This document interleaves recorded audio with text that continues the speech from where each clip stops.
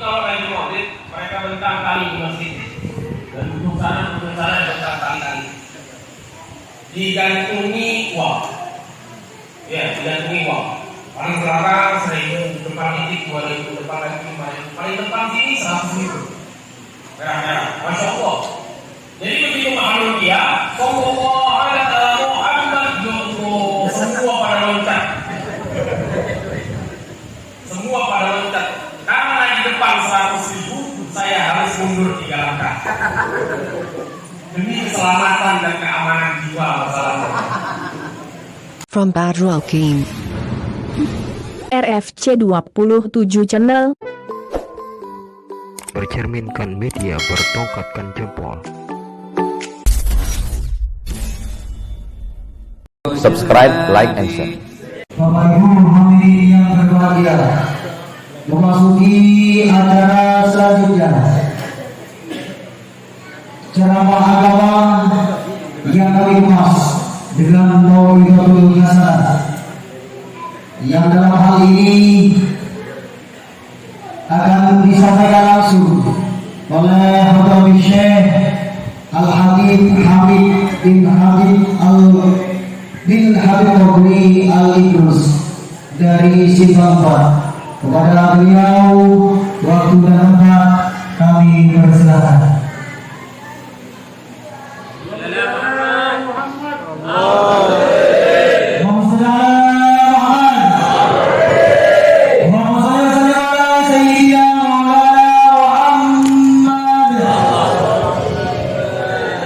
Assalamualaikum warahmatullahi wabarakatuh.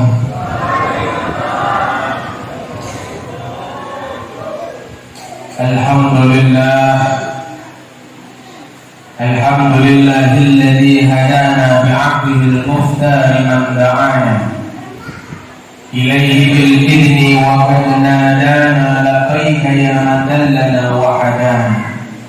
صلى عليك الله بارك الذي بك يا مشفع فصنا وحبانا مع عدد الأرحام مع دين سرك الأسمى فهم سبل النجاة حمانا وعلى صحابتك الكرام حماة دينك أسبحوا لولاعه عنوانا والتابعين لهم بصدق ما حال هذه المودة هيئ الأشجار.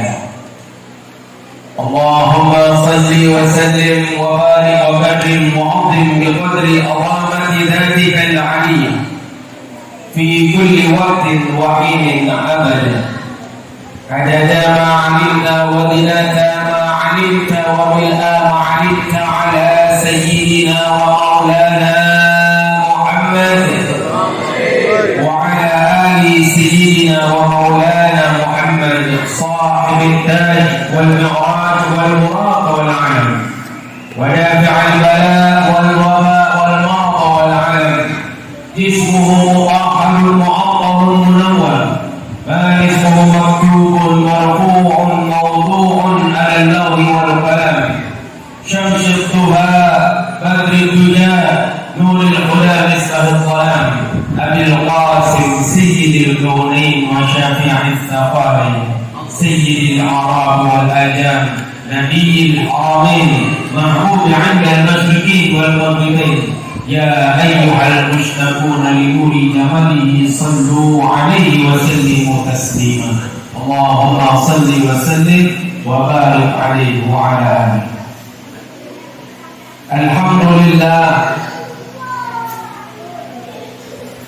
Hadirin kiram yang sama-sama kita muliakan dan dimuliakan oleh Allah Subhanahu wa taala, para alim, para ulama, para tokoh-tokoh agama dan tokoh masyarakat, serta panitia pelaksana peringatan Maulid Nabi Muhammad sallallahu alaihi wasallam yang kita banggakan.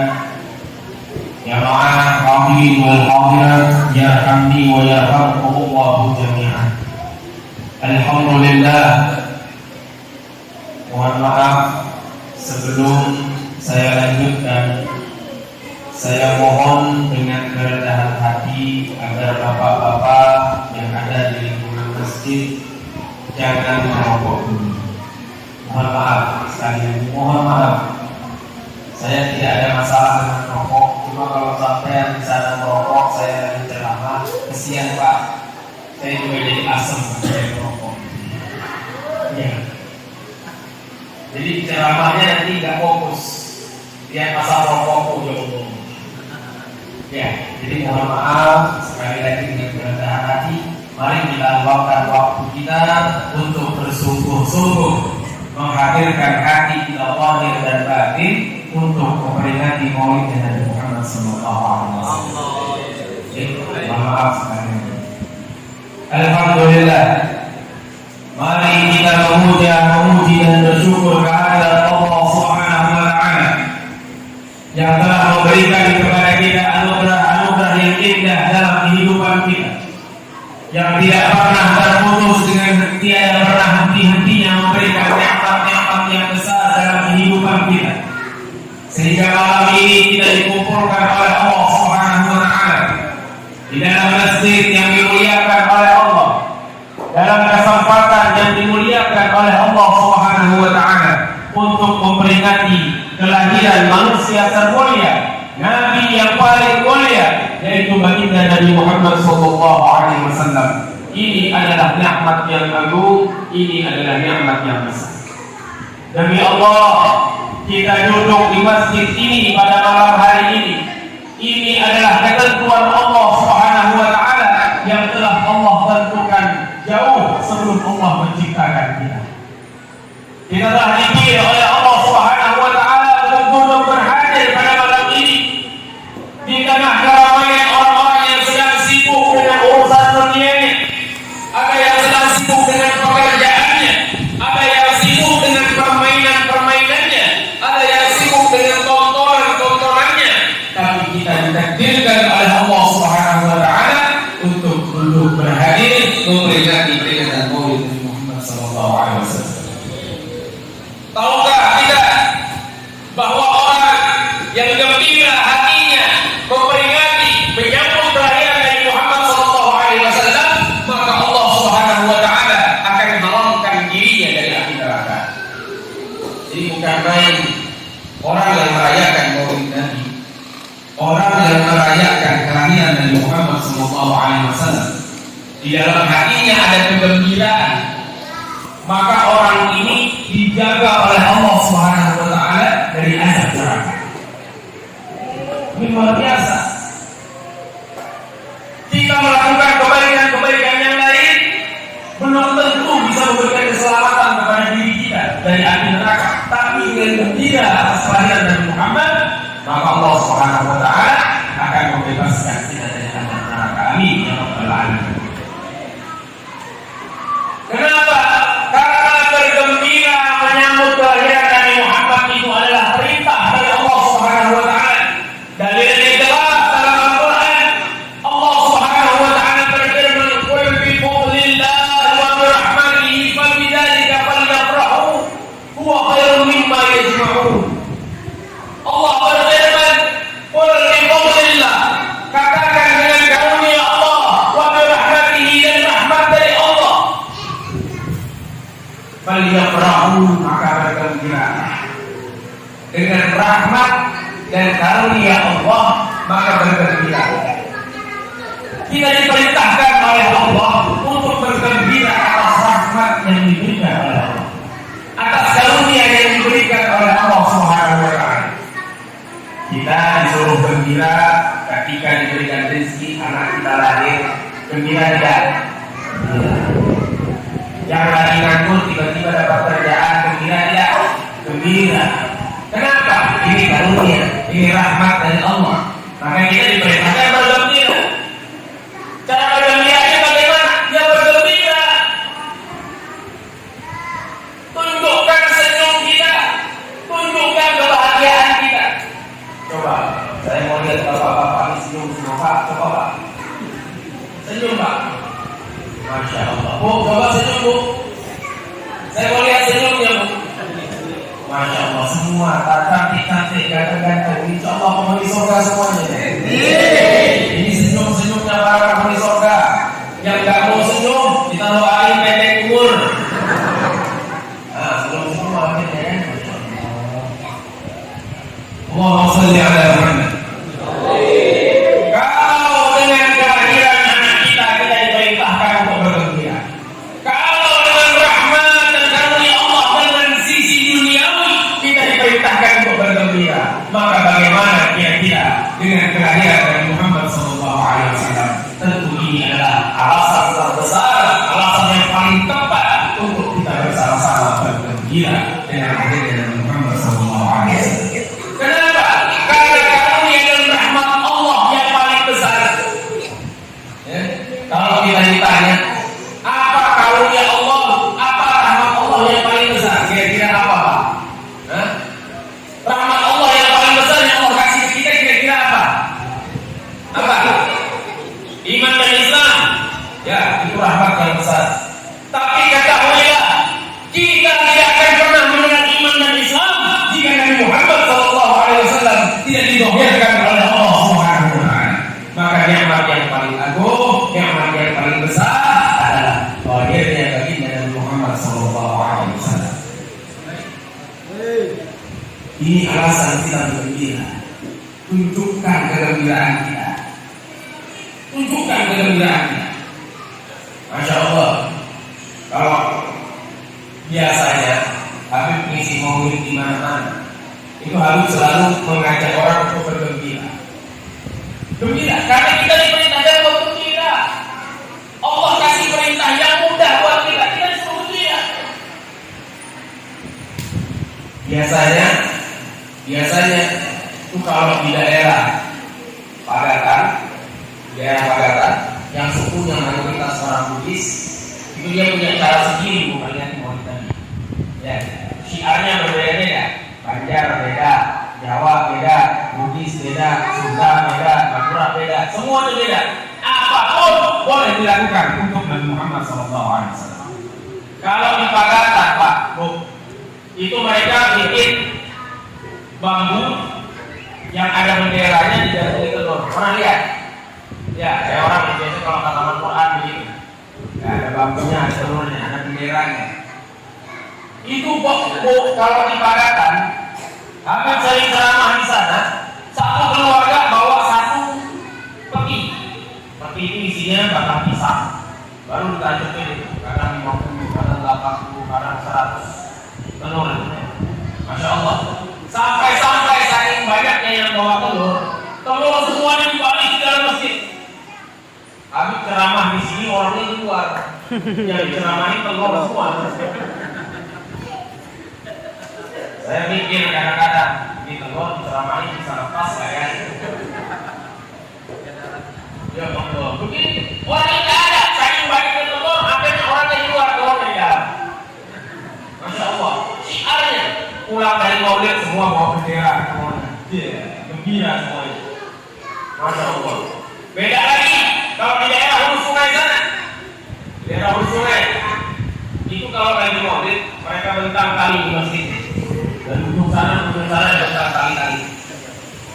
Digantungi uang. Ya, digantungi uang. Paling belakang 1.000, depan titik 2.000, depan lagi 5.000, paling depan sini 100.000. Merah-merah, Masya Allah. Jadi begitu mahluk dia, Sallallahu ala Muhammad, semua pada loncat. Semua pada loncat. Karena di depan 100.000, saya harus mundur 3 langkah. Demi keselamatan dan keamanan jiwa. Bayangin satu masjid, semua matanya ke depan, lihatnya 100.000. Masya Allah. Begitu menunjukkan kegembiraan kita atas lahirnya Nabi Muhammad SAW. Biasanya Habib di tempat kami di Batu Masjid itu kalau bikin maulid nanti insya Allah tanggal 7 hari Jumat malam Sabtu di depan di Oktober akan melaksanakan kegiatan maulid Nabi SAW. Habib undang semuanya yang mau hadir silakan. Lihat di situ bagaimana kami merayakan maulid Nabi. Kecil-kecilan. Habib biasanya bikin telur yang ada benderanya. Di saat ini di sana sudah siap 4.000 batang untuk 4.000 telur. Itu minimal. Terus nanti dibikin di lapangan luas di halaman digantungi semua tali-tali.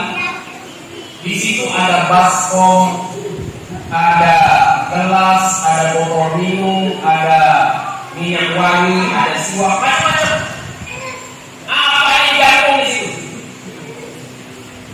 Apa yang digantung di situ? Peralatan dapur digantung di situ. Seandainya bisa, mungkin saya masih mikir bagaimana cara mau gantung motor di situ. Ya, untuk umat Nabi Muhammad SAW. Jadi begitu makhluk yang rame, semua pada loncat, gembira, ketawa, tersenyum. Untuk apa? Untuk nanti mereka akan di hadapan Allah Subhanahu wa taala, mereka akan mengatakan, kami gembira menyambut kelahiran Nabi Muhammad di antara. Begitu. Masya Allah. Jadi kalau hadir maulid nanti jangan mukanya langsung tutup, jangan ditekuk. Iya. Kalau ditekuk muka, yang ganteng mereka hilang gantengnya. Apalagi yang pas-pasan.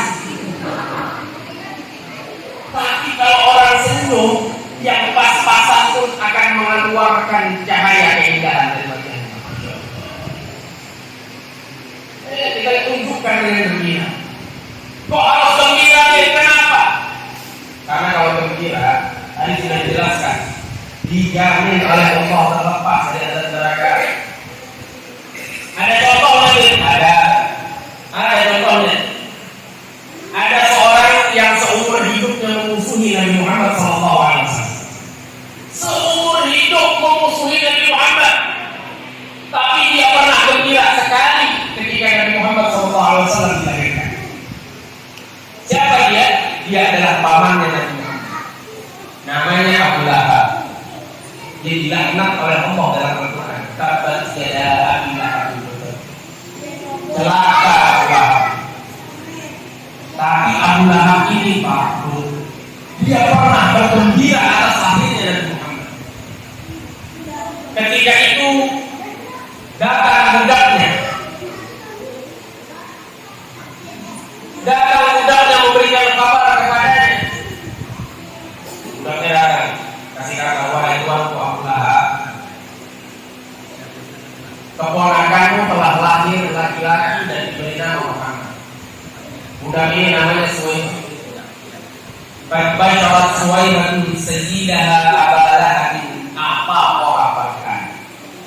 Ketika Suwaibah memberikan kabar gembira dengan lahirnya Nabi Muhammad, apa qabakan, maka Abu Lahab langsung memerdekakan budaknya ini.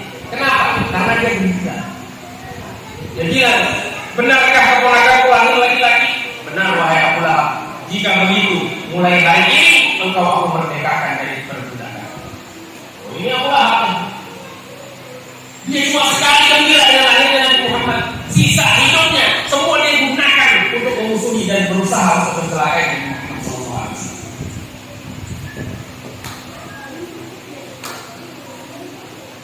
Akan tetapi Allah Subhanahu wa taala lam yansa khaliquna lahu farhatahu bil mustafa wa bidal hadits atana.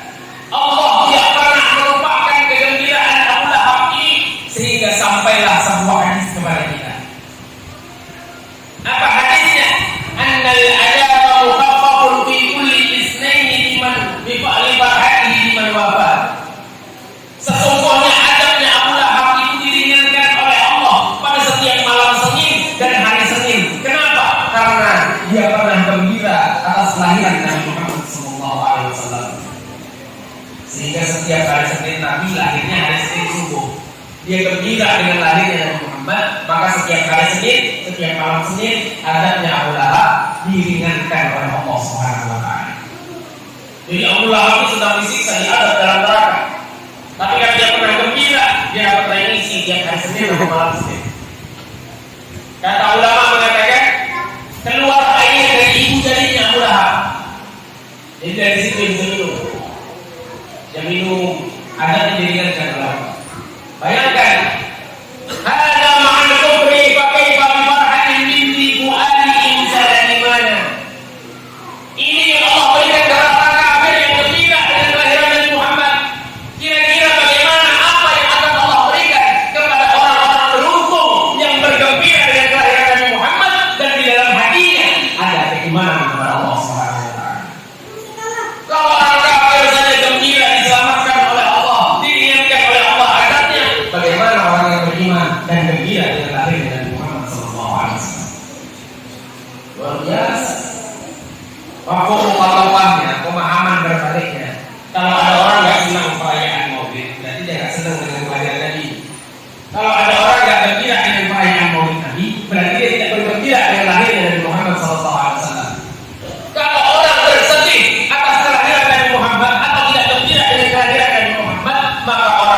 lebih keterlaluan daripada Abu Lahab.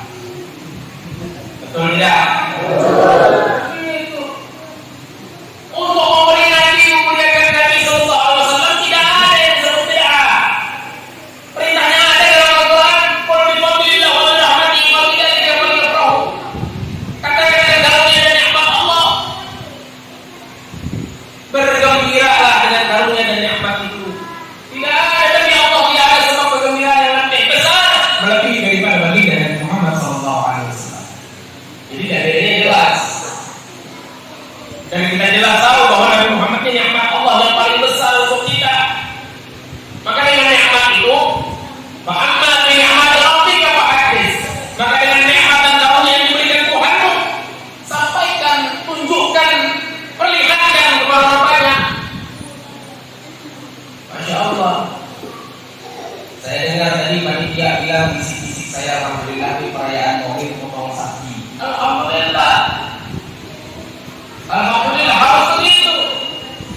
Ada yang hakika, terserah. Jalannya dari manapun terserah. Yang penting kalau Maulid Nabi minimal potong sapi. Biasanya tahun lalu potong sapi lah. Enggak. Baru tahun ini. Masya Allah. Tahun depan potong sapi lagi ya. Iya, saya doain rezekinya banyak, berkah, insya Allah. Tapi awas kalau nggak potong sapi. Ini Habib ajarin caranya dia bisa potong sapi tahun depan. Oh nggak? Nanti baru saya kasih alasannya kenapa harus potong sapi. Nih caranya dulu. Kira-kira di desa Wayungtunggal ini, betul ya? Wayungtunggal ini, di sekitar masjid ini ada berapa kakak umat Islamnya yang cinta sama Nabi Muhammad? Kira-kira berapa kakak? Ada 100? Lebih? 500? Ya Allah, aku bisa potong sapi 10.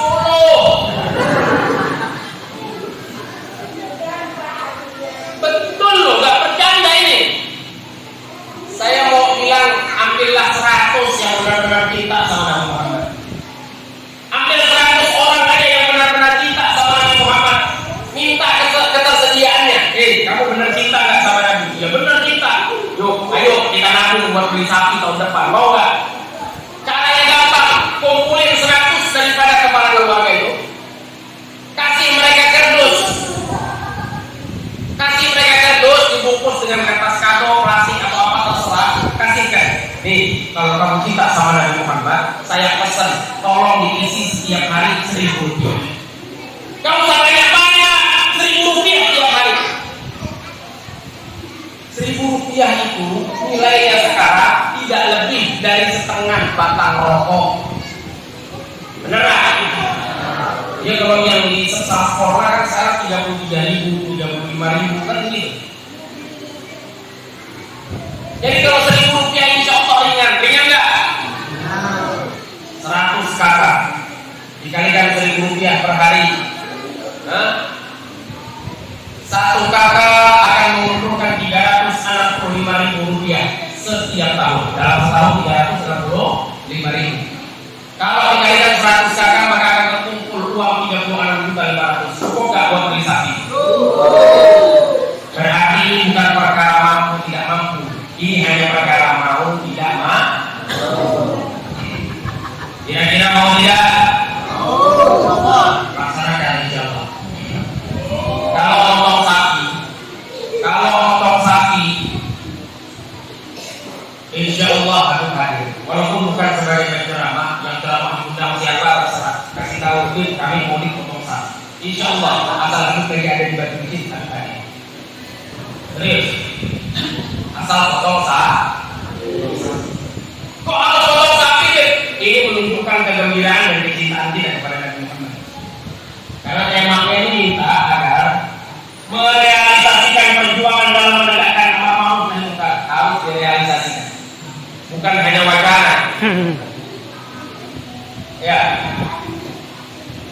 Kenapa kok harus potong sapi? Menunjukkan kegembiraan kita.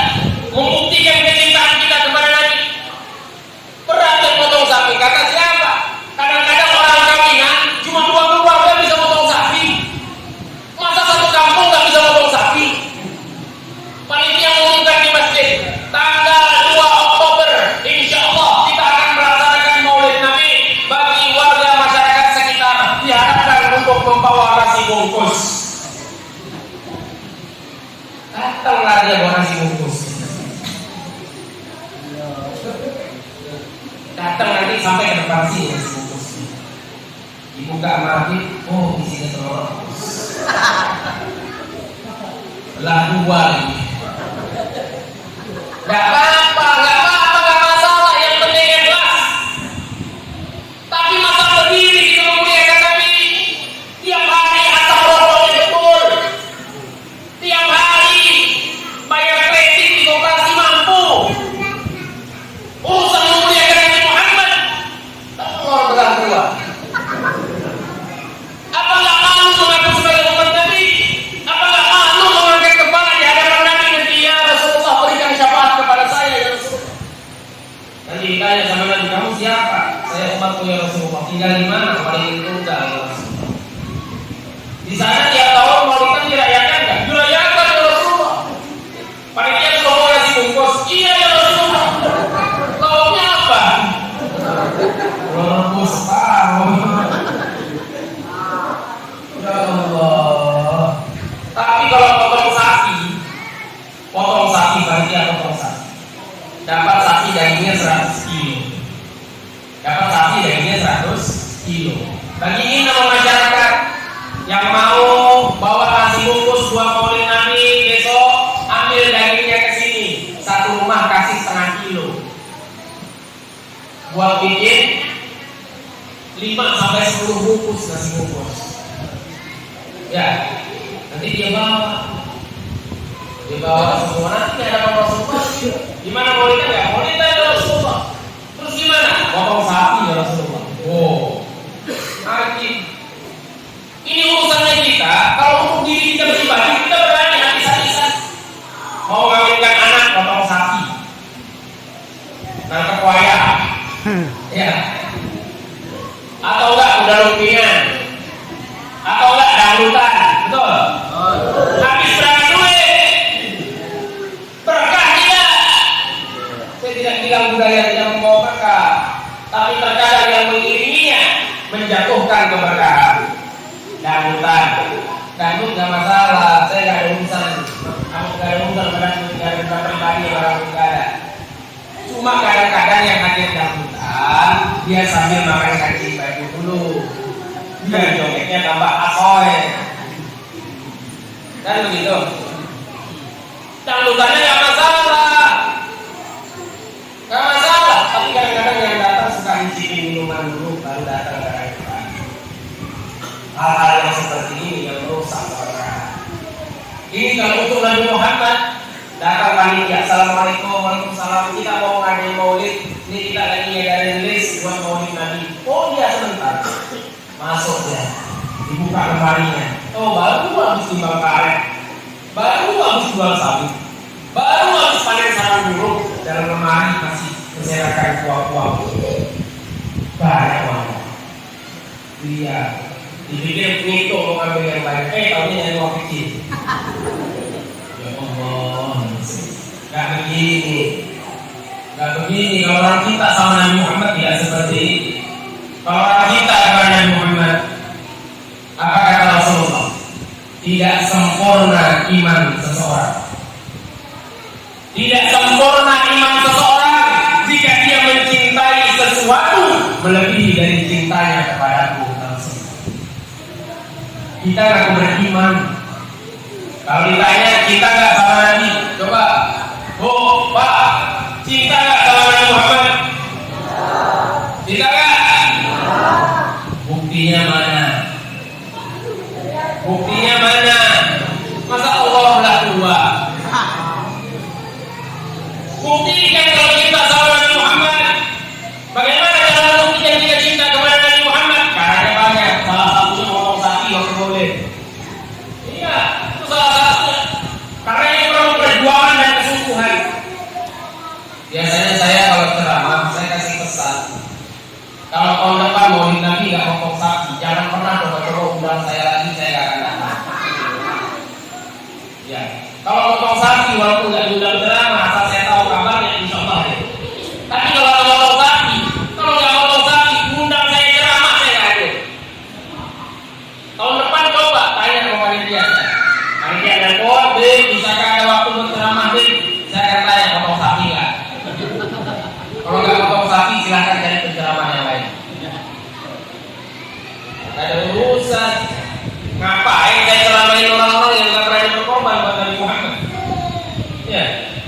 Kita ngajak orang untuk cinta kepada Nabi. Kenapa?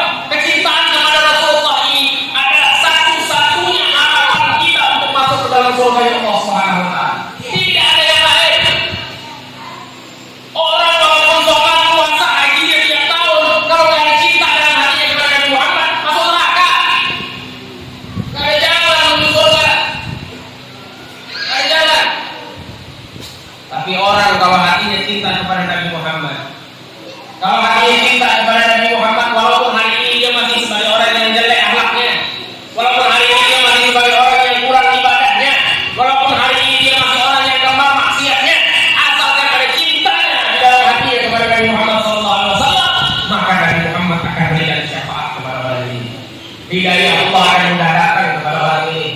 Allah akan angkat derajatnya. Allah akan muliakan dia. Hanya dengan modal cinta kepada Nabi Muhammad SAW. Kenapa kita harus cinta kepada Nabi Muhammad? Kenapa kita harus cinta kepada Nabi Muhammad? Alasannya satu, yang pertama, karena tidak ada orang yang lebih mencintai kita melebihi kecintaan Nabi Muhammad kepada kita. Yang kedua, itu tadi, karena Nabi Muhammad lebih dulu mencintai kita, maka sudah sewajarnya kita membalas cintanya Nabi Muhammad SAW. Bagaimana wujud cintanya Nabi Muhammad kepada kita? Oh, luar biasa, ini tidak bisa saya gambarkan dengan kata-kata. Cintanya Nabi Muhammad dengan kita itu luar biasa. Seandainya kita mengerti, kita mengetahui kecintaan Nabi Muhammad,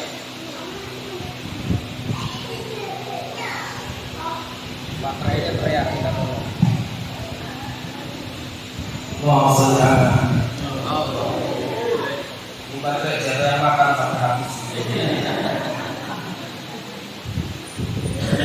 Lain kali kalau mau mulai acara baterainya bikin yang baru dong.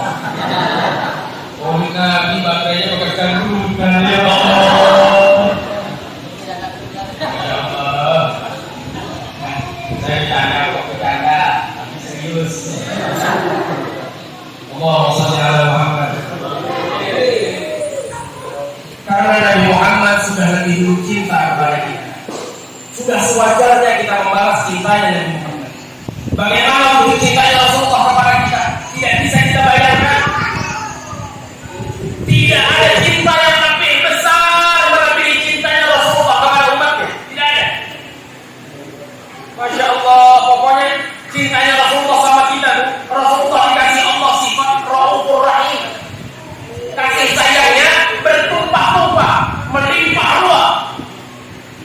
Tidak bisa digambarkan. Bahkan kasih sayang Rasulullah, cintanya Rasulullah bukan hanya di dunia kepada kita, tapi dia cinta kepada kita sampai nanti di hadapan Allah Subhanahu wa taala. Gak ada nanti orang yang peduli sama kita. Gak ada lagi. Mereka semua hanya akan peduli dengan dirinya masing-masing. Nafsi, nafsi, diriku, bagaimana diriku? Bahkan para nabi dan rasul, mereka semua sibuk mengurus diri mereka masing-masing di hadapan Allah Subhanahu wa taala, kecuali Nabi Muhammad SAW. Beliau turun ke tengah-tengah umatnya. Datang kemari, bukan ke mereka, datang kemari. Aku akan kasih apa buat kalian. Masya Allah, ini Rasulullah cintanya sama kita luar biasa. Bahkan kalau orang ngerti ilmu hakikat, dia akan menyadari bahwa Rasulullah begitu dekat dengannya. Rasulullah begitu cinta dan sayang kepadanya, sehingga jika jarinya teriris pisau, matanya hanya mampu melihat tetesan darahnya, namun yang merasakan sakitnya adalah Nabi Muhammad SAW. Kalau orang ngerti hakikat begitu, kalau dia luka, dia cuma lihat darahnya, yang ngerasain sakitnya bukan dia. Siapa? Nabi Muhammad SAW. Kalau orang cinta yang Nabi sudah betul-betul, dia akan bersatu bersama dengan Nabi Muhammad SAW. Tidak akan pernah dipisahkan. Luar biasa. Maka sudah sewajarnya kita membalas cintanya Rasulullah. Rasulullah itu cuma kepengen satu. Yang diinginkan Rasulullah itu cuma satu, apa? Rasulullah kepengen minta sama Allah agar umatnya semuanya masuk surga. Ini satu-satunya diinginkan Rasulullah. Rasulullah cuma ingin semua umatnya masuk surga. Ketika Allah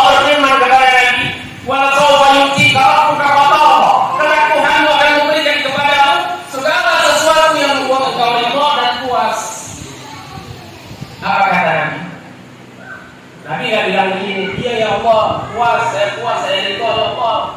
Senang sudah. Minta apa yang banyak lagi. Minta begini. Apa kata Nabi? Ketika dijanjikan oleh Allah bahwa akan berikan apapun supaya Nabi ridho, supaya Nabi puas. Apa kata Rasulullah? Wallahi la arda wahidun min ummati binnar. Demi kemuliaan-Mu ya Allah, saya tidak akan pernah puas, saya tidak akan pernah ridho jika masih ada umat saya yang masuk neraka walaupun hanya satu orang. Habis dari sini pulang, ngaca Pak, ngaca Bu, lihat wajah Anda di cermin. Katakan kepada bayangan Anda itu, kamu, wajah yang gantengnya nggak seberapa. Iya, kan begitu. Kamu wajah yang gantengnya nggak seberapa. Tahukah kamu, jika engkau nanti masuk neraka karena perbuatanmu yang malas ibadah, jika kamu nanti masuk neraka karena perbuatanmu yang doyan maksiat, maka engkau akan menjadi sebab Rasulullah tidak ridho kepada Allah. Congkak kali muka ini, sombong sekali Anda, sampai menjadi sebab Rasulullah tidak ridho kepada Allah gara-gara perbuatan Anda. Kasih tahu tuh muka. Sudahlah, kita perbaiki diri yuk, biar nanti ridho sama Allah, biar kita gak masuk neraka. Bayangin Pak, Bu, kalau ada satu aja, mudah-mudahan gak ada, mudah-mudahan warga sini masuk surga semua, amin.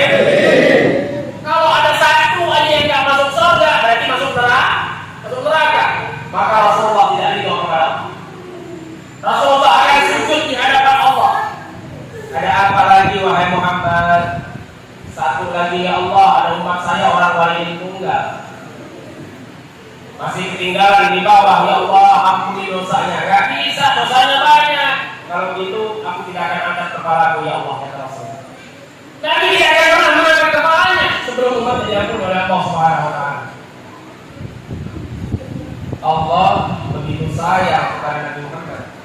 Allah begitu mencintai baginda Nabi Muhammad, sehingga dengan cintanya Allah kepada Nabi Muhammad, maka menjadi rahmat bagi umat Nabi Muhammad sallallahu alaihi wasallam. Diangkat kita dari neraka.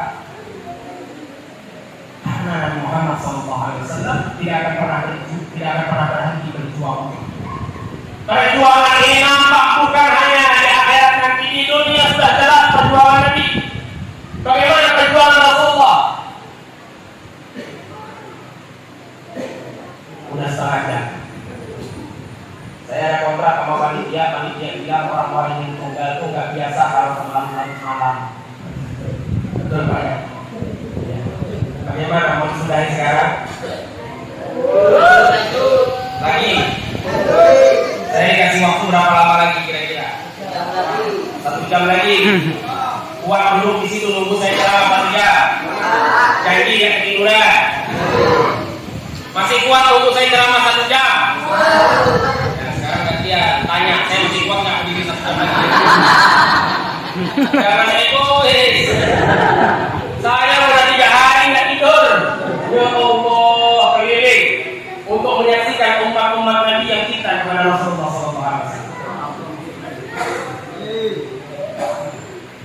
Baginda Nabi Muhammad perjuangannya sejak di dunia sudah nampak. Dulu Rasulullah, ini Rasulullah, kita nggak akan pernah cinta sama Nabi kalau belum kenal sama Nabi. Kenal dulu deh, kita kenalan dulu sama Nabi. Saya sampai lupa kenalin Nabi sama kita semuanya. Kenalan dulu sama Nabi. Siapa sih Rasulullah? Rasulullah itu manusia yang kesempurnaannya tidak ada bandingannya, manusia yang kemuliaannya tidak ada bandingannya, manusia yang dikhususkan oleh Allah Subhanahu wa Ta'ala dengan segala khususnya. Dikatakan oleh seorang penyair yang memuji kepada Nabi Muhammad SAW, wajibul minka tarakatu wa'in. Keindahan yang lebih indah darimu ya Rasulullah tidak pernah dipandang oleh mata ini. Wa kemarin dalam tajid nisa, dan yang sempurna sepertimu ya Rasulullah tidak pernah dilahirkan oleh wanita manapun. Khuliqta mubarra'an min kulli 'aibin ka'annaka qad khuliqta kama tasha'u.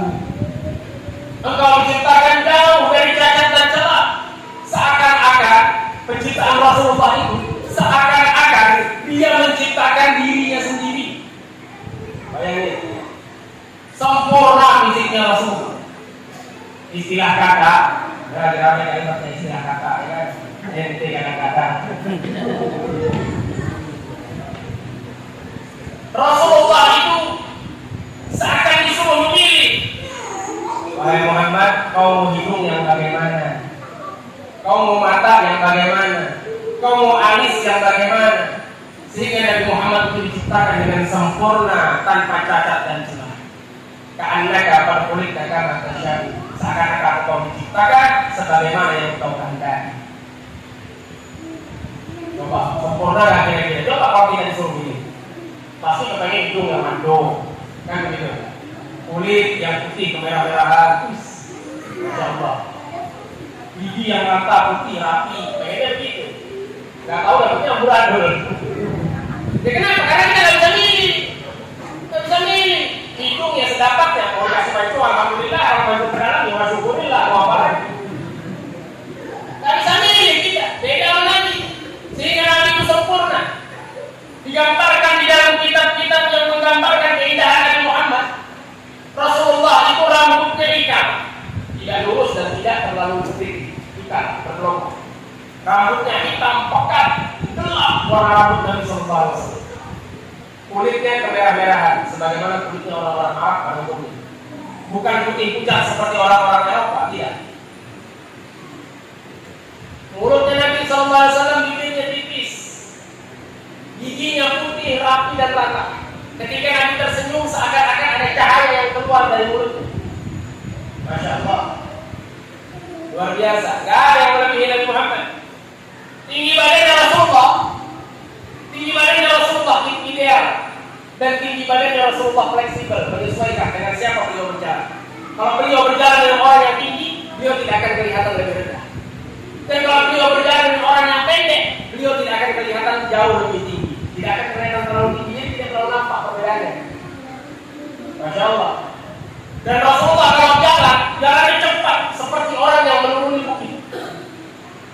Dan Rasulullah ketika berjumpa dengan seseorang, maka Rasulullah pasti akan lebih dulu mengucapkan salam dan lebih dulu menjulurkan tangan untuk dijaga. Nabi nggak jaga ini, nggak jaga image. Kalau kita kadang-kadang jaga image, baru kaya sedikit udah jaga image. Temannya manggil, woi, apa kabar? Apa ya? Nabi enggak, ketemu orang, assalamualaikum, langsung dijulurkan tangannya. Dan ketika Nabi menjabat tangan seseorang, maka beliau tidak akan pernah melepaskannya lebih dulu sebelum orang itu yang melepaskan jabatan tangannya. Akhlaknya dari Muhammad SAW luar biasa. Aroma tubuhnya baginda Rasulullah. Tidak ada satupun wewangian yang ada di dunia maupun di dalam surga yang bisa mengalahkan aroma tubuhnya baginda Nabi Muhammad SAW. Pernah diriwayatkan Rasulullah tidur di rumah sahabat Anas bin Malik. Beliau tidur siang di situ.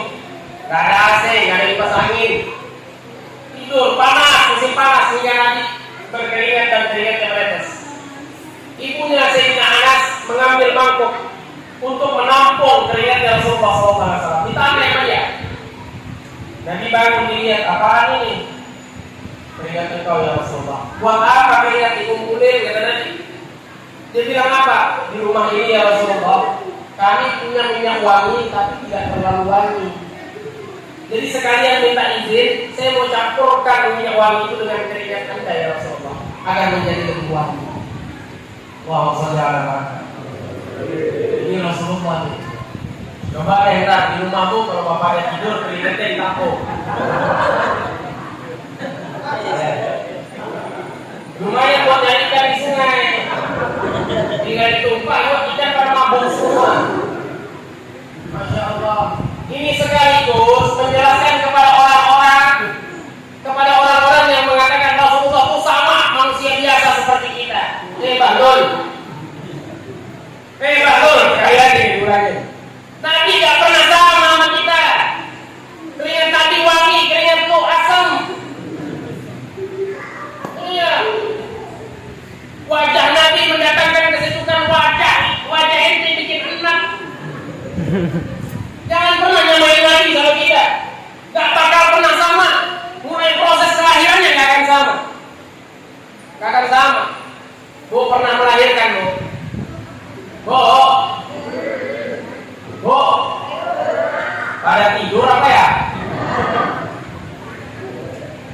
Bu, pernah melahirkan nggak Bu? Sakit nggak Bu? Yakin sakit? Saya rasa tidak sesakit itu. Anda tidak tahu saja apa yang kami alami sebagai laki-laki. Ibu-ibu ini kadang-kadang suka yang paling superior perasaannya. Mereka bilang nggak ada yang lebih sakit daripada melahirkan. Betul Bu? Padahal bohong. Melahirkan nggak sesakit itu, serius. Buktinya apa? Katanya melahirkan sakit, tapi ada yang punya anak 12. Ya kan? Ada yang punya anak 15. Berarti sakit tapi tidak sesakit itu. Tapi Bu, kalau begitu laki-laki ngomong apa yang kami alami ini sakit, itu terbukti. Ini bapak-bapak semua pernah disunat sakit ya Pak? Saking sakitnya sampai hari ini nggak ada yang ikhlas disunat 2 kali. Aku. Kalau sakit itu begitu Bu, kapok. Melahirkan ngomong kapok, anak masih musuhnya gembira. Ya Allah. Alhamdulillah. Bu, waktu melahirkan anak yang dilahirkan keadaannya bagaimana Bu? Berlumur darah tidak? Berlumur darah. Nangis gak? Nangis. Tapi Rasulullah waktu dilahirkan tidak seperti itu. Rasulullah waktu dilahirkan tadi di dalam rawinya Sintutura disebutkan oleh Sayyidina Ali bin Muhammad bin Husain al-Habsyi, pengarang maulid itu.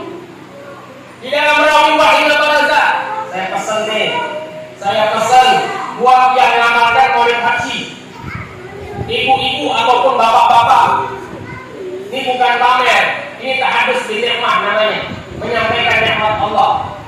Saya ambil sanad maulid Habsyi langsung dari cucunya Habib Ali Al-Habsyi di kota Seoul, Hadramawt. Saya ambil sanadnya langsung di sana, di rumah yang pernah ditinggali oleh Habib Ali Al-Habsyi di masa ini. Dapat sanadnya di sini. Jadi saya dipesani sama beliau, kasih tahu sama orang-orang yang baca maulid Habsyi, jangan pernah tinggalkan 2 rawi kalau baca maulid Habsyi. Dengar benar-benar nih, biar nggak sia-sia. Biar nggak sia-sia, ini wasiat dari pengarangnya. Kalau baca maulid Habsyi, ada 2 rawi, 2 pasal yang nggak boleh ditinggal. Yang mana? Sebelum Mahlul Qiyam itu ada waqad ana lil qalami ayyuhta maharakatu fihi anamil. Jangan pernah ditinggal. Kemudian setelah Mahlul Qiyam wa inna qala sallallahu alaihi wasallam. Itu jangan pernah ditinggal. Bulan Maulid kah, di luar Maulid kah, baca terus. Kenapa? 2 rawi inilah yang menceritakan tentang kejadian kelahiran dan kelahiran Nabi Muhammad SAW. Jadi ingat itu. Disebutkan beliau dalam rawi Wahid Al-Baraza, Wulidal makfunan makfu asarrah.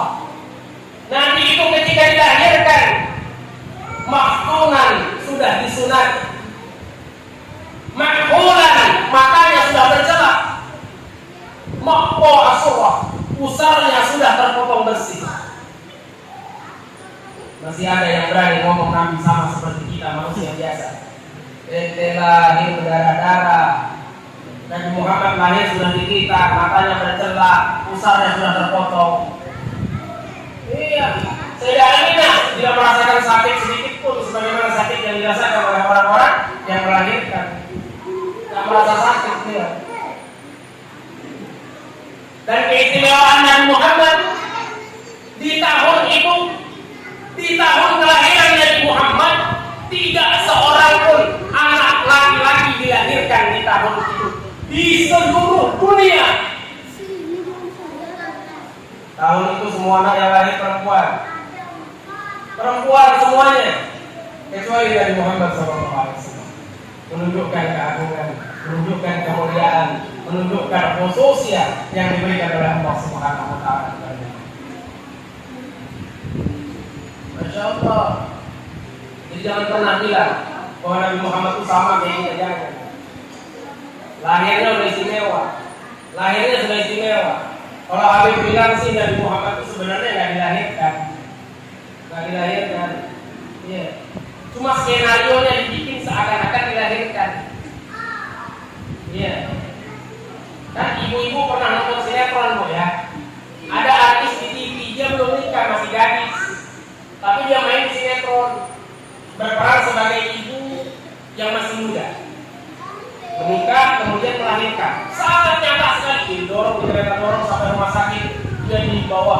lampu rumah sakit dan jangan ke orang mau beranak.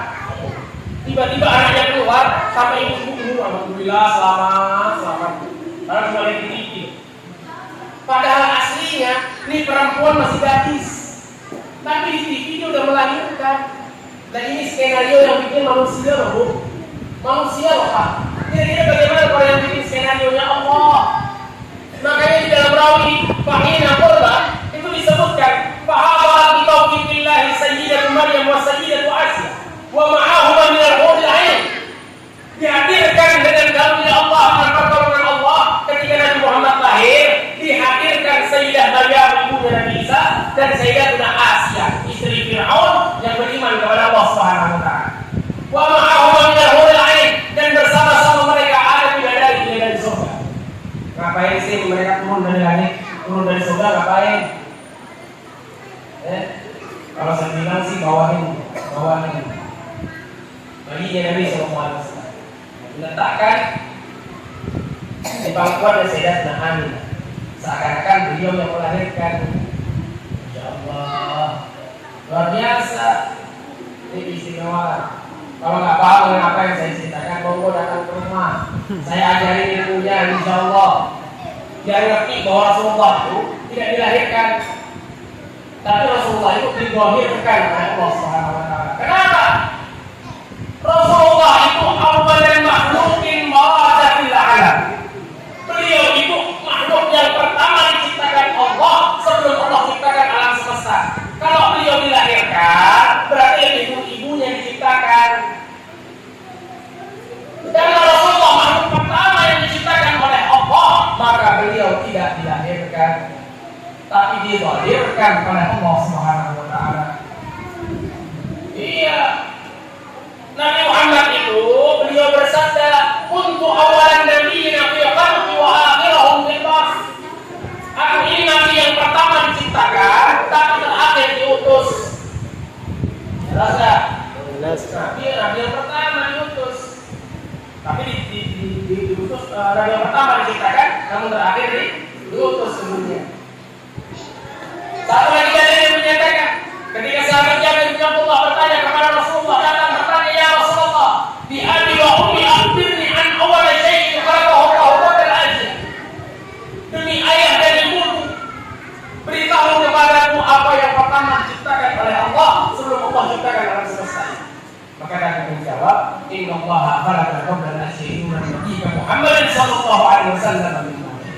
Sesungguhnya wahai Jabir, sebelum Allah ciptakan alam semesta ini, maka lebih dulu Allah ciptakan nur Nabi Muhammad yang diciptakan Allah min nuri, dari cahaya Allah sendiri. Awalan makhluk min barazatil alam, tidak ada makhluk yang lebih awal daripada Rasulullah. Maka kelahiran Rasulullah hanya skenario untuk kita simak agar kita tidak menganggap Rasulullah itu berbeda dengan kita. Supaya kita nggak ngomong begini, jelas Nabi bisa sholat tiap malam 1000 rakaat karena bukan manusia. Tapi Allah menggahirkan Nabi seakan-akan dilahirkan supaya nampak seperti manusia. Rasulullah itu sifat-sifat jalan dan baca. Beliau manusia tapi tidak seperti manusia pada umumnya. Supaya kita nggak bisa ngeles lagi. Itu jelas Nabi sholatnya lama, dia Nabi kan gitu. Tapi proses kehidupan Nabi tidak berbeda sama kita. Nabi pernah kelaparan, Nabi pernah sakit, Nabi pernah ditipu batu, Nabi pernah diludahi, Nabi pernah dilempar kotoran unta, Nabi pernah diancam ingin dibunuh, bahkan Nabi pernah hampir terbunuh waktu perang. Jadi perjuangan Nabi Muhammad sejak di dunia sudah dimulai. Nabi tiap hari sholat ke Ka'bah. Jadi kita lanjutin tentang cintanya Nabi sama kita. Biar kita tahu apa sih perjuangan Rasulullah, apa sih pengorbanan Rasulullah yang dilakukan untuk kita. Kita sudah tahu Nabi Muhammad itu mulia. Kita sudah tahu Nabi Muhammad itu tidak pantas untuk disakiti. Nabi Muhammad tidak pernah menyakiti orang lain.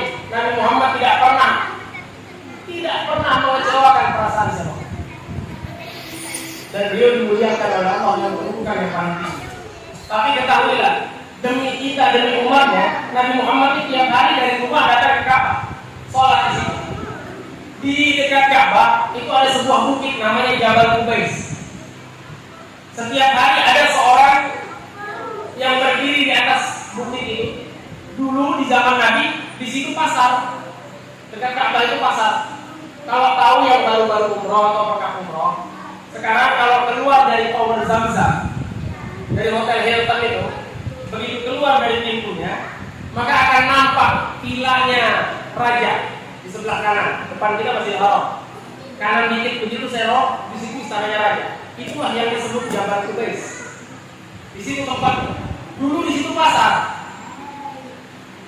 Setiap hari ada orang yang naik ke situ menunggu Rasulullah lewat. Begitu dia Rasulullah lewat, dia tunggu. Begitu Rasulullah tempat di bawahnya, dia ludahi Rasulullah. Dia ludahi Rasulullah yang mulia. Seringkali ludahnya mengenai tubuh Rasulullah, bahkan terkadang ludahnya mengenai wajah baginda Nabi Muhammad SAW. Bayangkan, untuk siapa Nabi diludahi? Untuk kita, demi memperjuangkan akidah, demi memperjuangkan agama ini agar sampai ke dalam dada kita, beliau harus rela diludahi. Tapi akhlaknya Nabi Muhammad, beliau tidak pernah membalas apapun yang dilakukan oleh orang kafir. Bahkan ketika suatu hari Rasulullah lewat di gunung itu, tiba-tiba gak ada yang ludahi beliau. Beliau cari lihat di atas, kalau gak ada orangnya mana. Biasanya gak pernah absen, tiap hari pasti diludahi Rasulullah. Ditanya, kemana orang yang biasa ngeludahin saya? Kata Nabi, oh dia lagi sakit Wahai Muhammad. Rumahnya di mana? Kata Nabi, tunjukin rumahnya dong. Dibawa Nabi ke rumahnya. Datang Nabi, lihat dia sakit. Orang ini langsung ngomong, oh kamu pasti gembira lihat saya sakit ya. Kamu pasti senang lihat saya sakit ya. Nabi hanya tersenyum dan Nabi mengatakan, tidak. Saya datang ke sini untuk menjenguk engkau dan saya doakan agar engkau cepat diberikan kesembuhan oleh Allah Subhanahu wa taala. Maka menangislah orang ini. Menangis orang ini, dia katakan, wahai Muhammad, setiap hari aku caci maki engkau. Setiap hari aku ludahi engkau, wahai Muhammad. Tapi ketika aku sakit, engkau datang menjengukku. Bahkan belum ada satu pun keluarga yang datang menjengukku, tapi kau telah datang dan mendoakanku, wahai Muhammad. Sungguh engkau telah membawa agama yang suci, engkau membawa agama yang mulia. Saksikanlah, asyhadu an la ilaha illallah wa asyhadu anna Muhammadur Rasulullah. Satu lagi, jiwa yang terjerumus dalam kegelapan ditarik oleh Nabi kepada cahaya keimanan. Allahumma shalli ala Muhammad. Di kota Madinah ada seorang pengemis Yahudi, matanya buta, tidak melihat, tapi lisannya kotor, mulutnya kotor. Setiap hari dia berteriak di Madinah, di pasar Madinah dia berteriak, wahai penduduk Madinah, tahukah kalian dengan laki-laki yang namanya Muhammad? Dia caci maki Nabi dengan kata-kata kotor yang tidak pantas. Dia katakan gila, dia katakan tukang sihir, dia katakan pembohong dan lain sebagainya. Setiap hari tidak pernah berteriak seperti itu, tidak pernah berhenti berteriak seperti itu. Terus dia mencaci maki Rasulullah. Tahukah kita apa yang dilakukan Rasulullah kepada pengemis buta ini? Setiap hari pula baginda Nabi Muhammad yang mulia ini datang ke pasar, membawa sepiring makanan, menyuapi makanan ini ke dalam mulut orang buta. Dengan penuh kasih sayang dan kelembutan disuapi makanan ini ke mulutnya, sambil mulutnya terus mengoceh mencaci maki Nabi Muhammad, sambil disuapi, sambil dicaci maki Nabi Muhammad. Tapi Nabi Muhammad terus menyuapinya dengan kelembutan dan kasih sayang. Sampai suatu ketika Rasulullah sakit, atau dalam riwayat yang lain diceritakan bahwa ini terjadi setelah Rasulullah wafat. Dua-dua riwayat ini sama-sama kuat. Allahu a'lam. Ada yang bilang waktu itu Rasulullah sakit riwayatnya, ada yang bilang Rasulullah sudah meninggal. Kita ambil versi yang Rasulullah sudah meninggal. Makanya, karena ini lebih masyhur. Sayyidina Abu Bakar Siddiq, sahabat Rasulullah, datang kepada anaknya Sayyidah Aisyah radhiyallahu ta'ala anha. Wahai Aisyah, adakah pekerjaan Rasulullah yang belum aku ketahui, wahai Aisyah? Yang belum pernah aku kerjakan, wahai Aisyah. Semua pekerjaan Nabi pernah dilakukan saking beliau cintanya, beliau ngikutin Rasulullah. Apapun yang dilakukan Nabi, dilakukan Nabi. Lalu Sayyidah Aisyah bilang apa? Ada wahai ayah. Setiap hari biasanya Rasulullah membawakan sepiring makanan untuk pengemis Yahudi yang matanya buta di pasar Madinah. Oh, datang, Sayyidina Bakar mau makanan. Dicari mana pengemis yang buta ini. Ada satu orang buta, tapi mulutnya wajah terus mencaci maki dari Muhammad. Tahukah kalian ada orang namanya Muhammad? Wah, dicaci maki. Sayyidina Bakar bilang, masa ini sih orangnya? Kok kotor banget mulutnya? Paling Sayyidina Bakar gak ada wahai ayah. Cuma satu-satunya pengemis buta di situ. Ada, tapi lisannya kotor, dia caci maki Rasulullah. Nah itu sudah orang yang kata Sayyidina Bakar. Kata Sayyidina Bakar, seandainya bukan pekerjaan Rasulullah, saya gak akan mengikuti. Iya, jengkel. Sayyidina Bakar yang penyabar itu bisa marah kalau Rasulullah yang dijago. Datanglah Sayyidina Bakar bawa makanan. Dia dekati pelan-pelan. Karena dia orang buta, dia gak lihat Sayyidina Bakar. Duduk Sayyidina Bakar di depan dia. Dia ambil makanan. Mulutnya terus mencaci maki Rasulullah, sehingga tangan Sayyidina Bakar tidak berhenti bergetar. Orang Banjar bilang beri kita, apa orang Jawa bilang ya? Gemes sudah Sayyidina Bakar itu. Oh, ini orang. Gimana? Takiran? Iya sudah. Takiran sudah.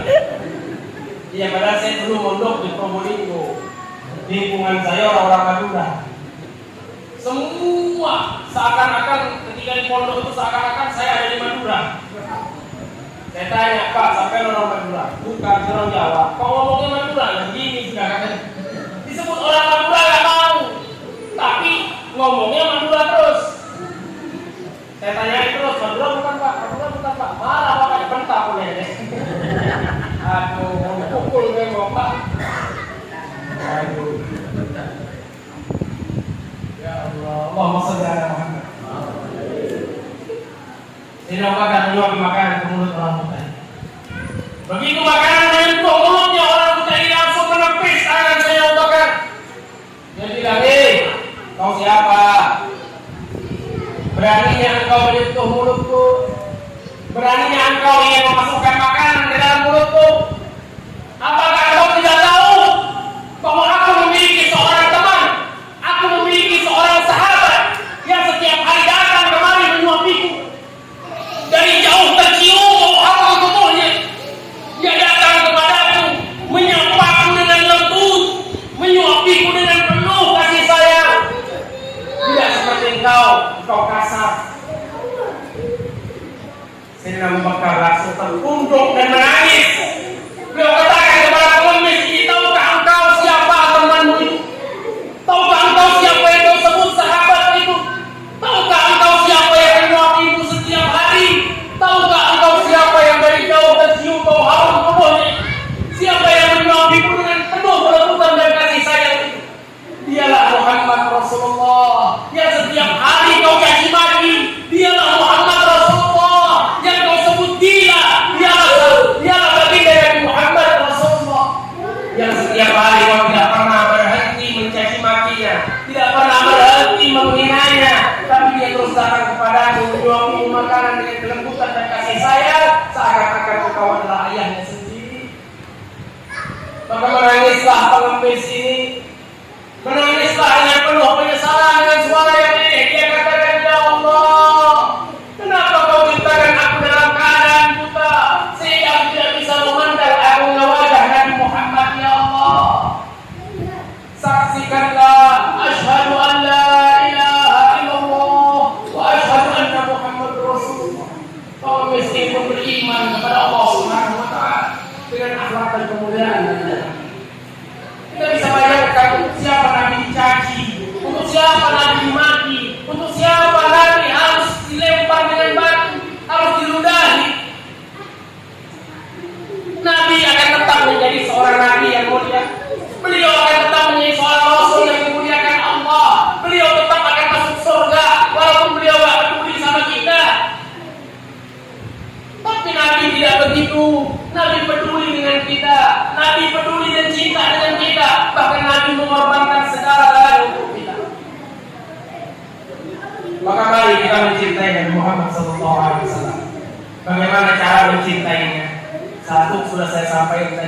tahun depan atau satu lagi. Iya. Mudah-mudahan saya doain nih warga Wali Tunggal mudah-mudahan makasih rezeki yang banyak, rezeki yang halal, jadi orang kaya di kampung, sampai gak ada yang jual beras lagi. Oh, gak apa-apa, sana beli keluar, beli beras di luar. Orang-orang kampung udah kaya semua, gak ada lagi yang mau jual beras. Masya Allah. Mudah-mudahan dikasih rezeki untuk saat tahun depan. Buktikan cintamu, jangan sekedar makan pisang di atas kuda. Orang Banjar punya ini, makan pisang di atas kuda, panggil kencang, bukti kada. Iya, katanya cinta, katanya rindu, nggak punya cinta sama Nabi, disuruh berjuang dikit, jangan. Ini Rabiul Awal, masih awal, masih ada kesempatan. Yuk perbaiki niat kita, perbaiki hati kita dengan Rasulullah, jalin hubungan hati kita dengan Rasulullah, perbanyak sholawat kepada Rasulullah, tunaikan sunnah-sunnahnya Rasulullah. Ayo, kasih target diri kita.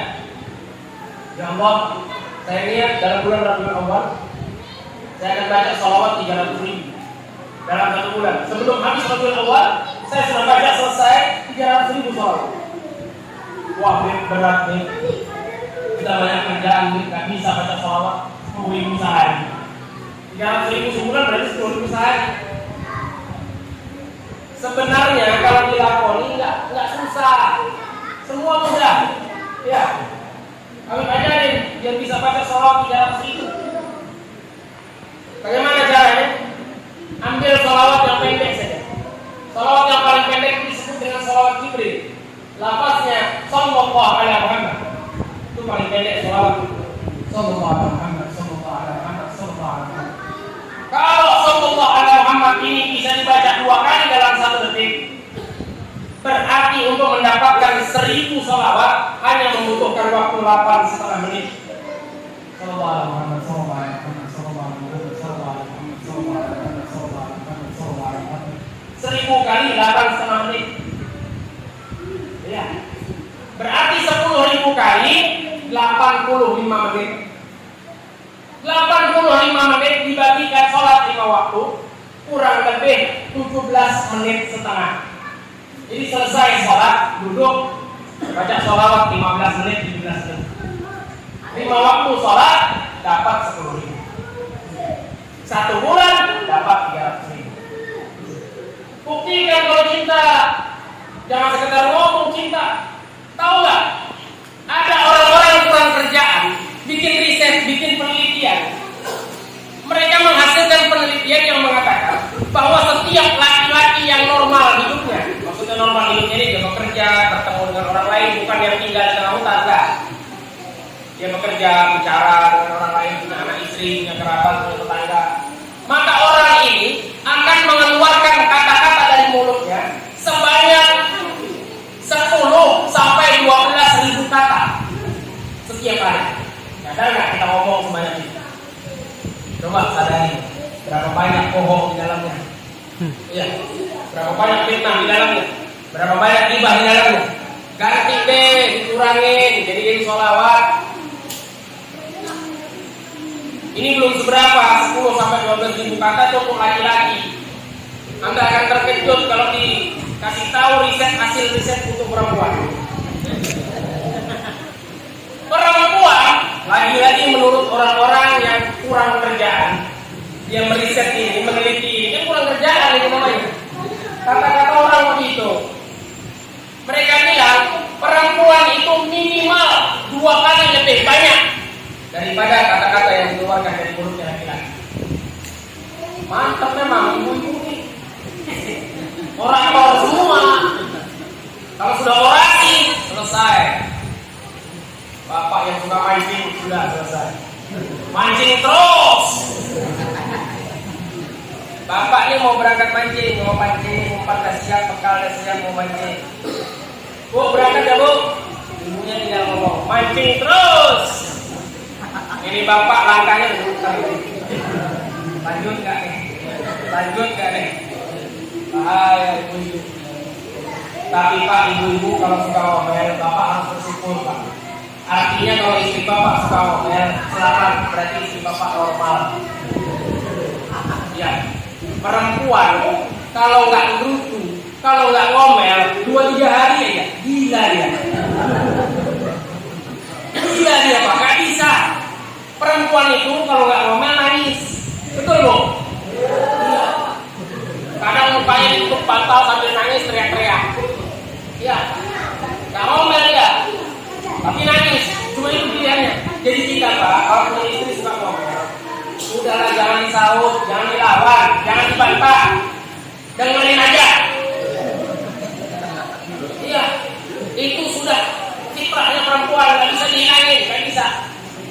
Jadi kalau ibu lagi ngomel Pak, Bapak cukup diam. Jangan dia ngomel sepuas-puasnya.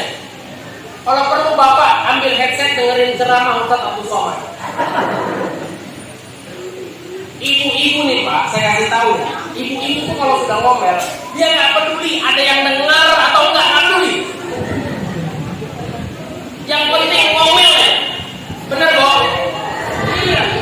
Jadi kalau dia udah berhenti ngomel, dia capek. Bapak tanya, udah selesai Bu ngomelnya? Itu aja, jangan dilawan. Nggak perlu disaut, jangan. Kalau disaut pecah perang. Nggak bisa dihindarkan lagi. Begitu. Jadi biarin aja Pak, yang sabar. Yang sabar karena istri. Lagian istri itu kesian Pak. Kesian. Jarang ada laki-laki yang mau merhati istrinya. Dia selalu merasa ini yang paling capek, kerja tiap hari. Matahari belum terbit dia udah kerja. Orang masih tidur dia udah kerja. Orang bangun buat kerja dia masih kerja. Orang udah istirahat dia tetap kerja. Orang libur jadi dia masih kerja juga.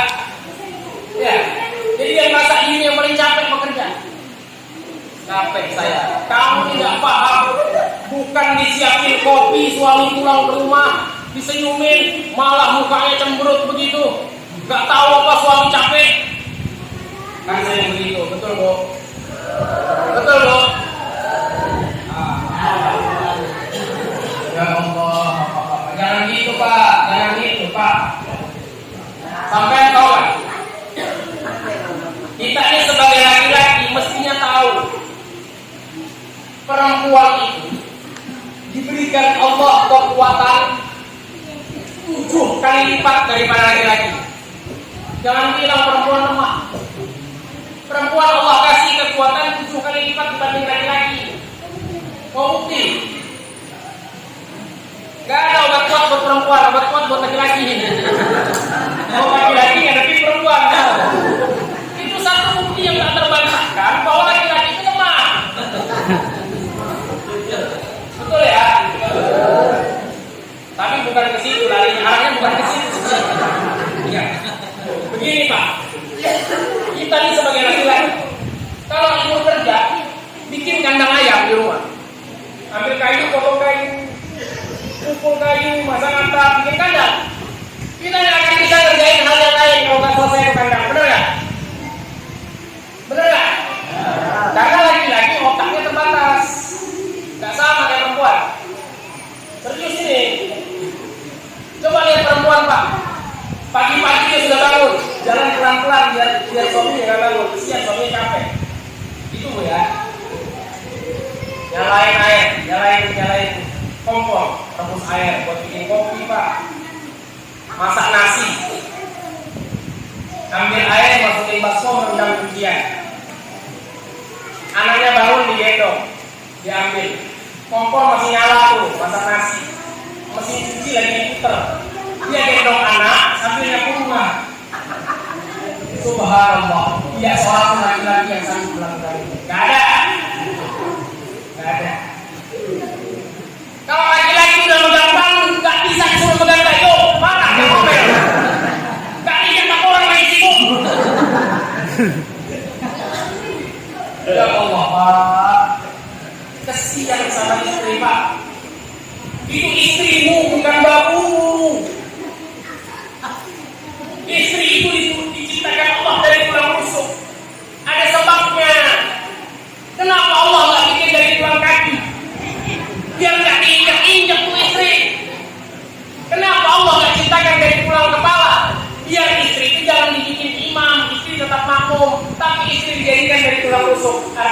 harus tetap berdekatan, bersandingan dengan kita. Ada di sisi kita, bukan di bawah, bukan di atas. Walaupun urusan di atas di bawah itu tergantung masing-masing. Tapi Allah ciptakan dari tulang rusuk, fungsinya apa? Untuk melindungi hati dan jantung. Iya, itu istrimu bukan bapakmu. Kadang-kadang orang nyari istri atau nyari mantu, nyari istri buat anaknya ditanya dulu, Dok, kamu bisa masak nggak, Dok? Soalnya perempuan itu, Dok, tugasnya dapur, sumur, kasur. Gak gitu, Pak, gak gitu. Itu konsep yang salah, klaim itu. Kalau dalam Islam, konsepnya nggak gitu. Kalau dalam yang lain, atau perspektif yang lain. Kalau dalam perspektif Islam, istri adalah ratu di dalam rumah tangga.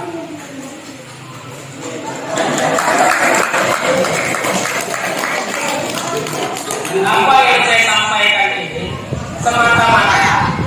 semata-mata biar tahun depan ibu-ibu mendesak bapak-bapak Habib yang kemarin aja, Pak. Iya.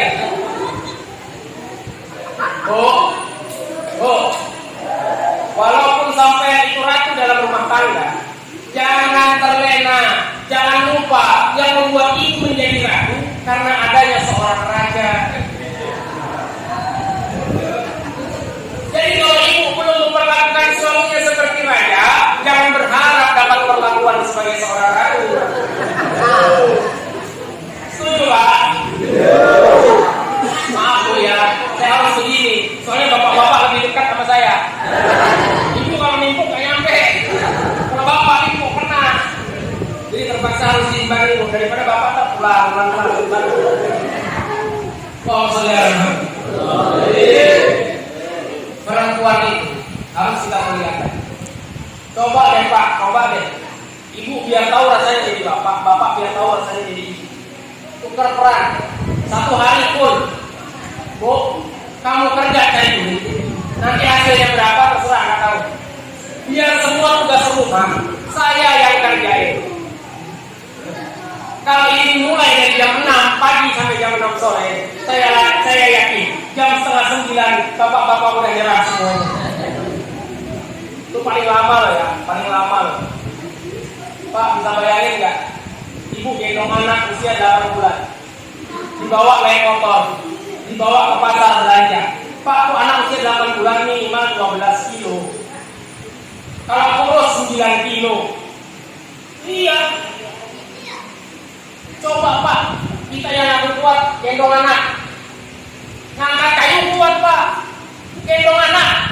Coba, kuat berapa lama? Kuat berapa lama? Setengah jam aja udah datang. Ini nyari ibunya nih. Lemah.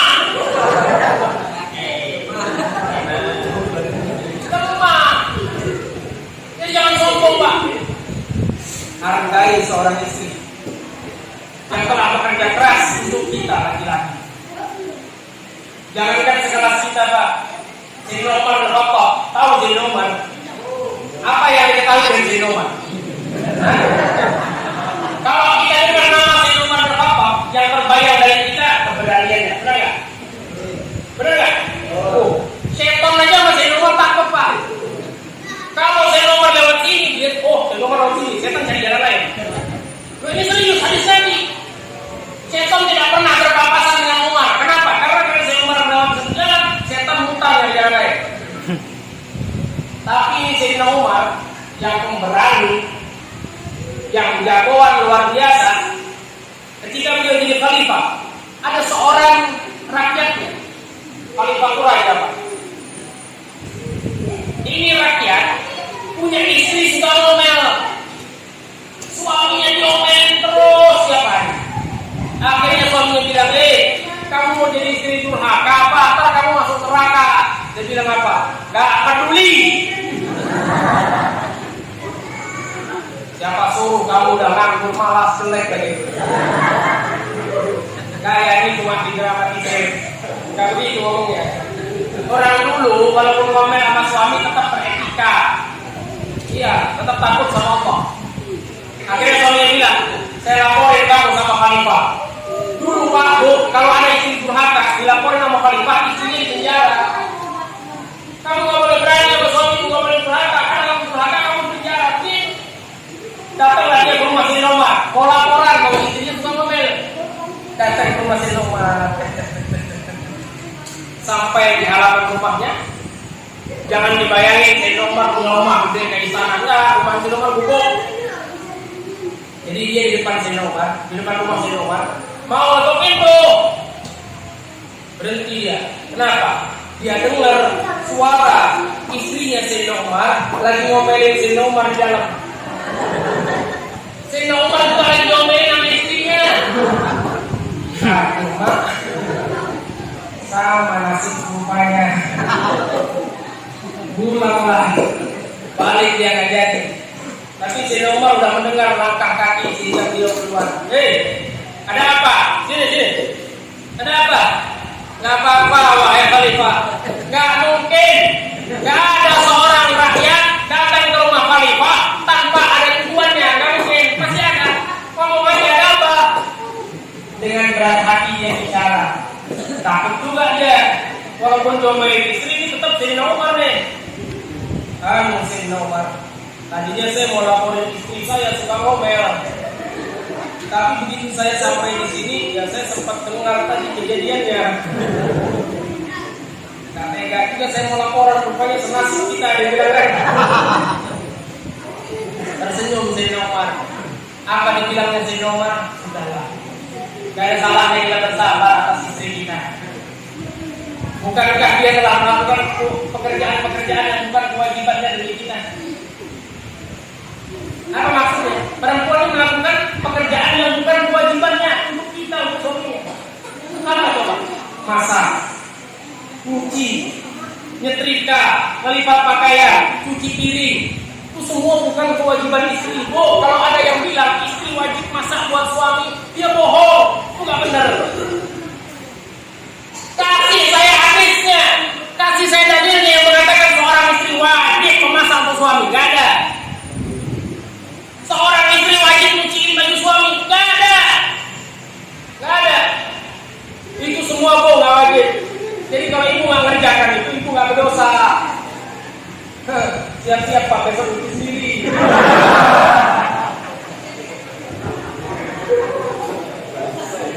Iya. Loh, ini yang saya sampaikan betulan, Bu. Betulan. Gak wajib. Tapi Rasulullah bilang apa? Seorang perempuan hujan gak? Hujan. Masuk Pak, maju Pak. Masih ada 15 menit lagi. Maju. Ayo, biar ibu bisa masuk. Maju Pak. Maju. Ini masih kosong semua. Maju. Yang di luar biar masuk. Daripada kehujanan. Pak, ayo maju Pak. Ya Allah Bapak.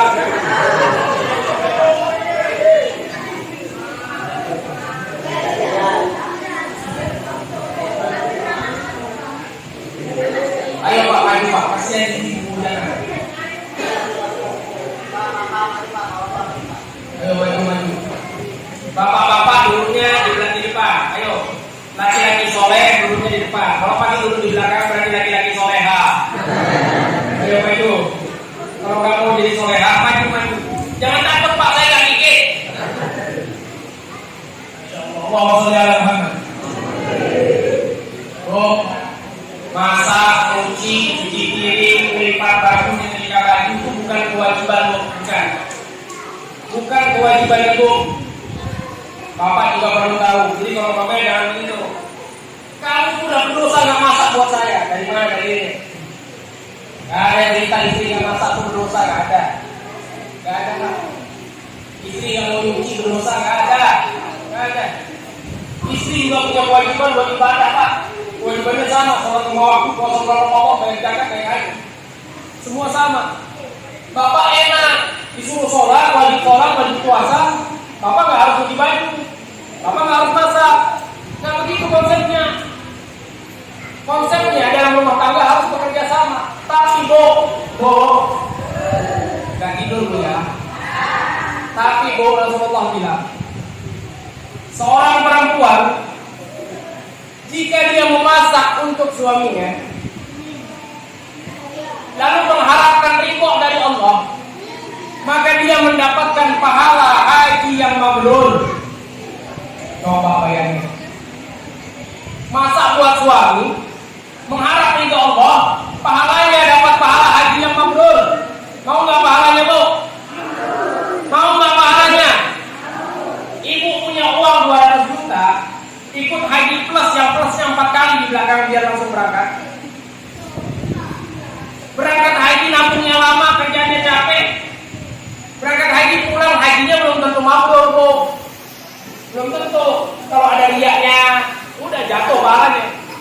Tapi dengan ibu memasak di dapur, ikhlas memasaknya untuk suami, mengharap ridhonya dari Allah, pahalanya haji yang mabrur. Mau nggak, Bu? Bu, mau tanya yang semangat, Bu. Mau nggak, Bu? Wah, ibu di sini. Yang ditanya ibu-ibu, bapak yang semangat sama Bu. Iya, perwakilan. Kalau mau pahala haji yang mabrur, saya tanya sekali lagi, mau nggak pahala haji yang mabrur? Kalau mau, do rajin-rajin masak. Iya, betul ini. Kapan lagi bisa naik haji bisa dapat pahala haji 3 kali sehari, coba? Jadi kalau masak, Bu, jangan masak kalau pagi langsung masaknya banyak. Kenapa? Biar cukup sampai siang sampai sore. Jangan, pahalanya dikit. Pagi ibu masak supaya habis sarapan juga masakannya habis. Nanti siang masak lagi dapat pahala lagi. Nanti malam masak lagi dapat pahala lagi. Begitu, Bu. Tapi saya mau tanya, saya penasaran, Bu, siapa yang pernah nggak masak untuk suami? Karena hadisnya bilang perempuan yang memasak untuk suaminya, memasak untuk suaminya. Ibu pernah masak untuk suaminya? Tenang, Pak, bukan sangkakala itu. Pernah mau masak untuk suami? Yakin? Kok saya nggak percaya? Ini Bu, Pak, Bapak, Ibu tadi ngomong, Pak, ibunya masak buat Bapak hari-hari, bener nggak, Pak? Nah. Bu, sampai kalau pagi pernah nggak datang ke bapaknya, Pak, hari ini sampai mau dimasakin apa? Coba, ayo. Gak ada, Bu, yang ada kalau saya datang ibu lihat tempe enak nih digoreng. Ada terong enak dibikin, dibakar kasih santan. Lihat ikan asin enak nih digoreng, digeprek pakai sambal. Urusan suami, syukur-syukur dimasakin, mau makan syukur nggak mau ya sudah. Gitu nggak, Bu? Nggak ngaku. Udah lah, Bu. Saya punya istri 3, jadi saya tahu seberapa nikah. Mau saudara Muhammad. Kebanyakan perempuan begitu. Jadi saya ingat hadisnya tadi, memasak untuk suami. Tanya, Pak, mau makan apa? Kalau bapaknya bilang, saya kok kepengen makan daging ya. Ibu ngitung uang belanja gak cukup. Ngomong sama bapaknya, Pak, daging mahal, Pak. Kayak sawah mau nggak? Katanya proteinnya sama. Ya Allah, Bapak juga gitu. Kalau ditanya sama istri mau apa, ya mintanya jangan muluk-muluk, sesuai nama kantor, Pak. Kasih uang belanja 15.000, mintanya kayak kita. Ya Allah, repot ini kalau begini. Masak untuk suami, pahalanya dapat pahala haji yang mabrur. Masya Allah. Pahala haji yang mabrur itu, Bu, surga jaminannya. Tidak ada yang pantas didapatkan oleh orang yang mendapatkan pahala haji yang mabrur kecuali surga. Kemudian Nabi juga mengatakan, jika seorang wanita mencuci pakaian suaminya, maka Allah mengumpulkan 1.000 dosa diganti dengan 2.000 pahala. Setiap tetes air yang menetes dari pakaian itu, semuanya dijadikan Allah Subhanahu wa Ta'ala sebagai penebus dosa-dosa. Mau nggak Bu pahala begini? Mau nggak? Kunci yang rajin, Bu. Ya. Alhamdulillah Pak ya. Alhamdulillah nggak jadi masak sendiri, nggak jadi bikin sendiri.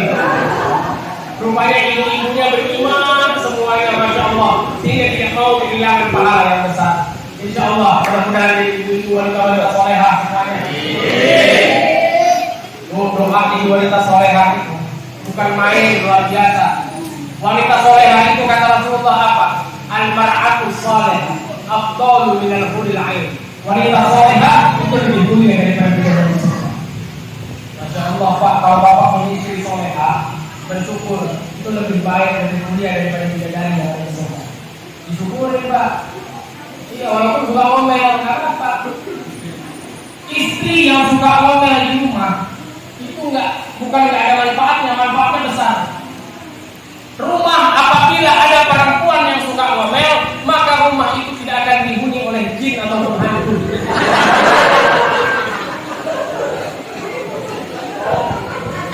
Jadi nggak perlu capek manggil tukang rupiah. Ini benar ini serius. Dulu ada orang punya istri cerewet, suka ngomel. Nggak ada hari kecuali suaminya domelin sama dia. Akhirnya suaminya gerah, capek, bosan sudah. Jalan dia ke belakang rumah. Dilihat ada sumur tua. Ditengoknya ke dalam, nggak terlalu dalam juga, kalau masuk nggak mati. Akhirnya istrinya datang, mana si suami itu nggak ada? Dicari di belakang rumah. Oh di sini rupanya. Ngapain? Nggak lihat itu rumah berantakan? Oh, istrinya luar biasa. Pelan-pelan sama si suami ini, tiba-tiba langsung didorong dalam sumur. Udah masuk ke dalam sumur istrinya. Masuk dalam sumur istrinya. Ditutup sama dia, cuma ngasih lubang sedikit. Duduk dia. Bikin kopi sendiri, masak sendiri, dinikmatin sendiri. Enak juga, gak ada mobil kan. Damai sedikit dunia kan. Minum ya enak. Pas dia mau tidur malam, kok sepi sekali. Oh iya, astagfirullah, istri saya masih dalam sumur. Lupa ngambil, yang rencananya nanti sore mau diambil. Sampai malam lupa. Datanglah Pak, datang dia ke sumur. Diulurkan timba. Ayo pegang timbanya biar saya akan naik. Diangkat berat, diangkat sama dia. Wah, berat sekali diangkat. Begitu naik Pak, subhanallah. Istrinya yang tadinya masih muda cantik, tiba-tiba yang naik di sini kok mukanya keriput, rambutnya semua putih, kukunya panjang-panjang, bertaring pula. Siapa kau? Kau bukan istriku. Dia bilang, ya memang bukan. Saya ini adalah jin penunggu sumur ini. Saya udah tinggal di sumur ini 2 tahun. Nah terus kenapa keluar? Istri saya mana? Tenang, istrimu aman di dalam. Kok kamu keluar? Nggak kuat sama omelannya.